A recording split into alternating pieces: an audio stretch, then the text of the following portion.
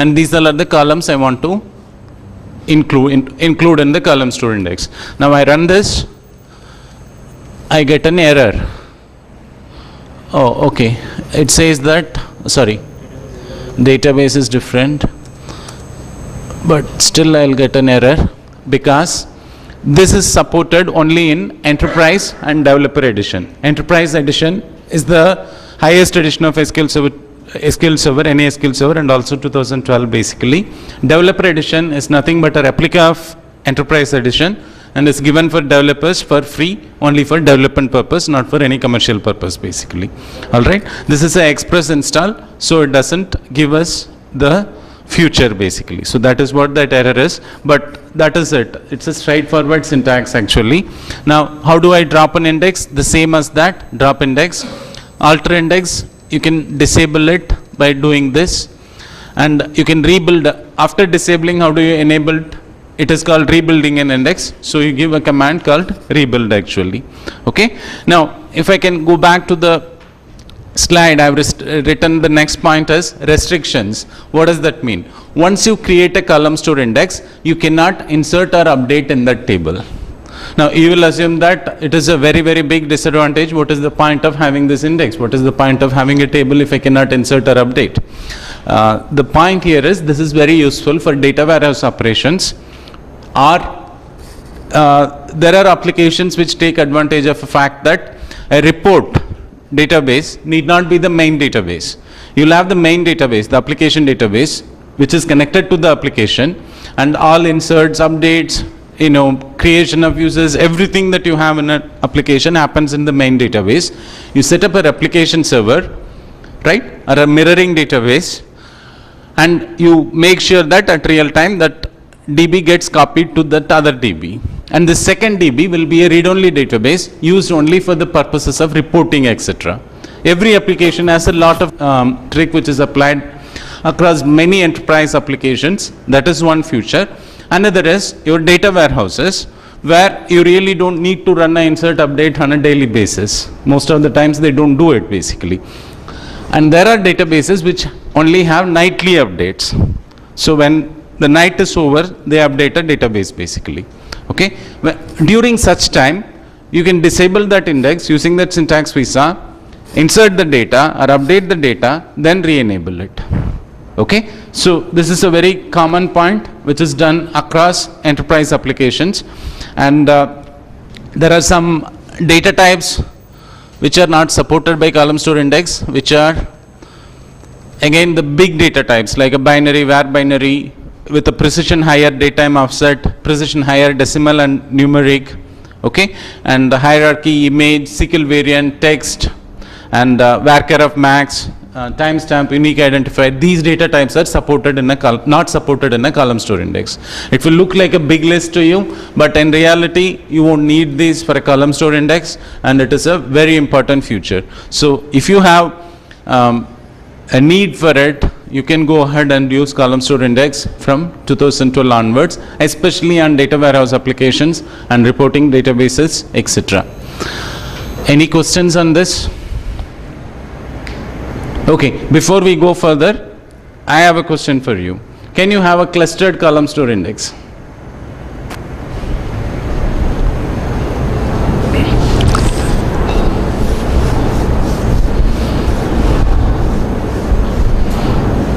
The clue is in the second point.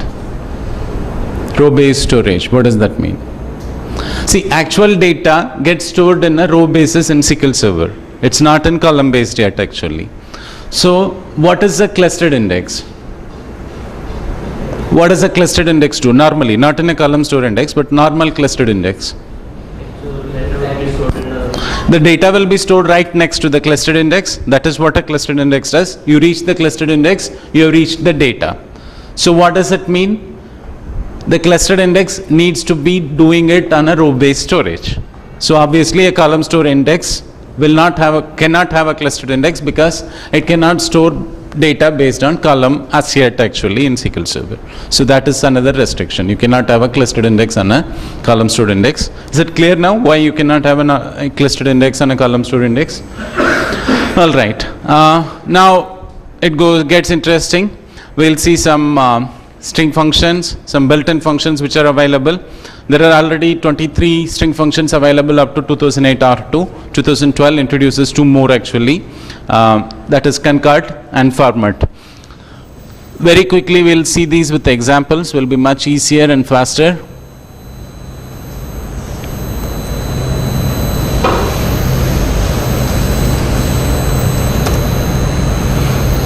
Okay, I have a simple table named as employee.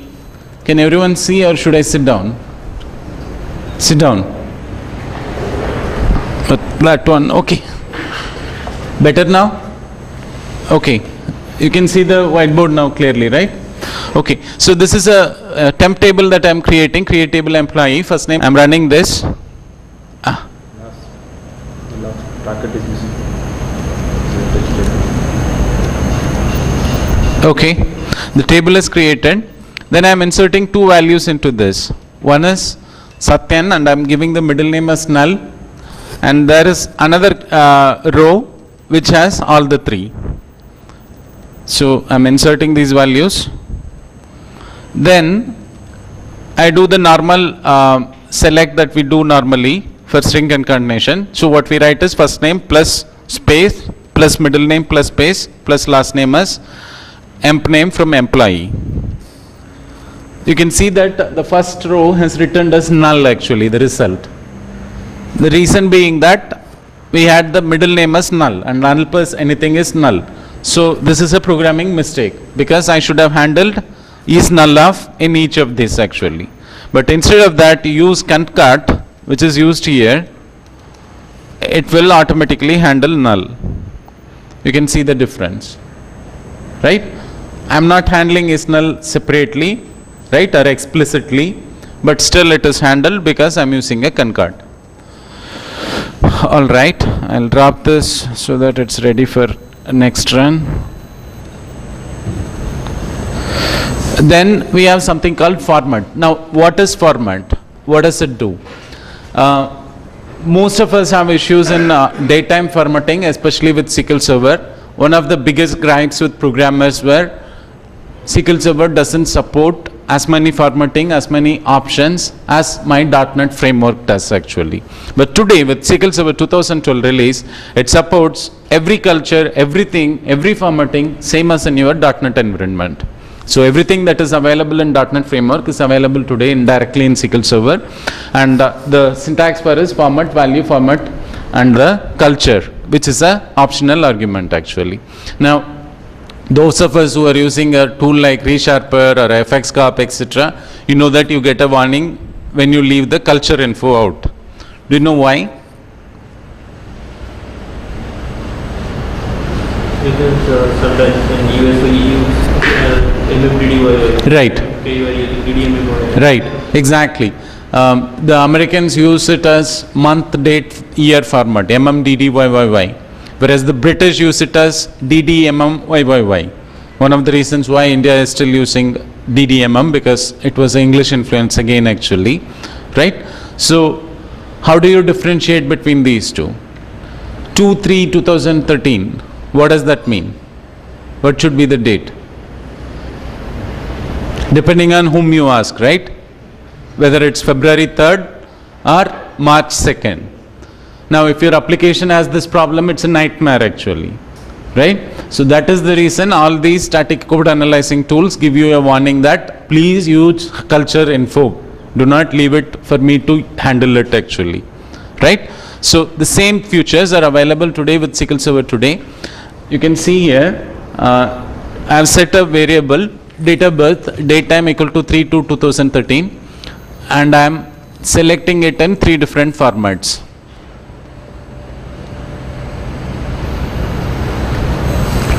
You see the results? So the same date, EN-US is the culture for US, EN-GB is for Great Britain, and DE is for German. You can see that there are 3 different formats there actually, right? US culture says 3/2/2013, UK culture says 2/3/2013, and German format says 02.03.2013, right? So this culture options are available today, and the same thing with another example table, not just date but with currency also. So this is a table which is available. All the examples I'm using are mostly from AdventureWorks 2012, until otherwise I specify where I'm saying that I'm creating a table like last time with that employee table that we did, right? Temporary table. This is a free download which is available in Codeplex. You can get it in your Express Edition. Now, there is a table named as sales, currency rate in the sales schema. I'm formatting out of it with the US format, and you can see that the currency has come in dollar actually, right? The actual data is 1.002. When I say convert it to .NET format integer, you can see here, format of end of date, N US, this is numeric actually. It's converting it to 1.00. I'm converting it to currency next. It's doing a $1 actually. All right, clear? Any questions? You can convert that to some other command. Yes. So now here is the Great Britain format. You can see that it automatically includes pound sterling actually.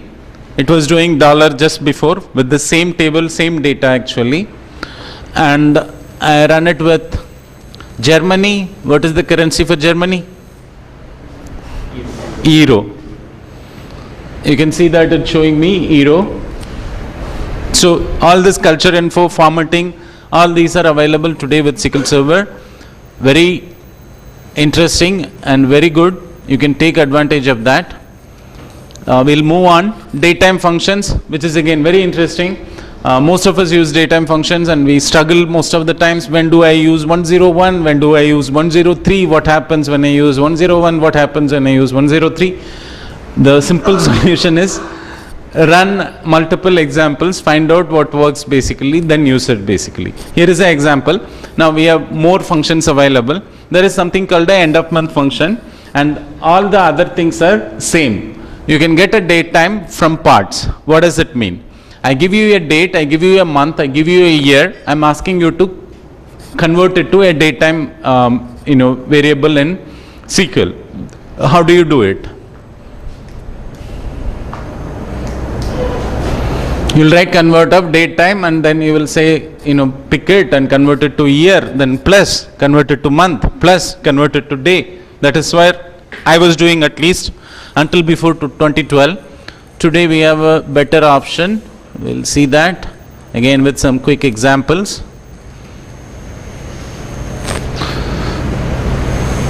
Okay, we are on time, given that we started at 11:30.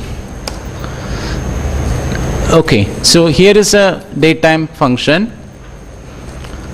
First we'll see that end of month. What does it do?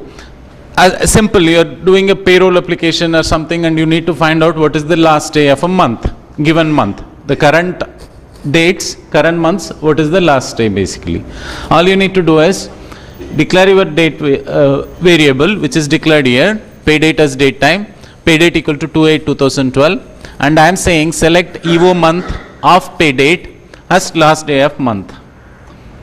So it tells me that given that it's a leap year 2012 and that is February month actually, and by default the culture is set to US, of course, I'm not specifying it, so it is picking up, it is 2012 to 29 actually. Alright, so that is the last day of that particular February month. You can do few other manipulations. You have a optional parameter. When you pass something, some numeric value there, you will get 4 months from the current month that you have given. What is the, not current month, the month you passed in that variable, what is the end of date of that month. So that is a June month, so it's showing as 30th. Pass a -4, you will get back to October of 2011 and the last day, which is 31st basically. Simple function, end of day month, end of month. Now here is what we were talking about next. How do you comment, uncomment? Keyboard? Control KC and Control KU. Okay, the same is available here also if you have not been using it. Declare at the year int, at the rate month as int, day as int. I'm setting the 3 variables. And then I'm saying convert of date time, the total convert. And then first I'm converting it to varchar, and I'm saying that this is the year variable. Then I'm putting the slashes, then again for month, then again for day, and the slashes in between. Also I'm saying it is 103. This is how we were doing always. Oh, sorry. And it gives me a date. So what I have done, I have selected the date time from parts, various parts of that date time. Now, you saw that it is tedious. We saw that it is time taking. Now, how do we do it with 2012? You just write, select date time from parts of, pass the 3 parameters, and any column that you want to give. That's it. Done. Simple. Right? So, what has happened is this big query became this simple function. That's it. All right. Now, the other variants are very simple. Date time from parts. So, obviously, the number of parameters will be more, where you pass the hour, the minute, the second, the time fraction of second, and so on. Right? In the date format that we have used, do we need to use the variable as year, month, and day every time? No. This is just a variable, basically. It can be anything. But in the date format, how it means what format it will show? Will it show US or By default, the culture of the database instance that you have specified, actually. Right? Is everybody clear on that? And is date time from parts also clear? Basically, you pass date time, this is, so you pass more parameters to get it. Then the last one is date time 2 from parts. Any idea what is date time 2? Anyone using date time 2 variable, data type? When you declare a column, date time column, you still use date time or date time 2 mostly? Date time 2. It's a good practice to use date time 2. Microsoft suggests explicitly that you use date time 2 for all new development, because the date range supported is very wide, and it's a way much more precise, as they've added more precision to the data type and so on. With date time, I think the minimum supported year is 11/17/53. Any year less than that, you will get an error saying that it is an invalid date format. But with date time 2, you can go back up to 00001 actually, okay, or 110000. So start using date time 2 if you are already not doing it. And date time 2 is not a new feature of 2012 anyway. That has been around for some time now. And this is with the entire parameters like hour, minute, second, fraction of a second, and also offset. What is time offset? Quickly, any ideas what is time offset?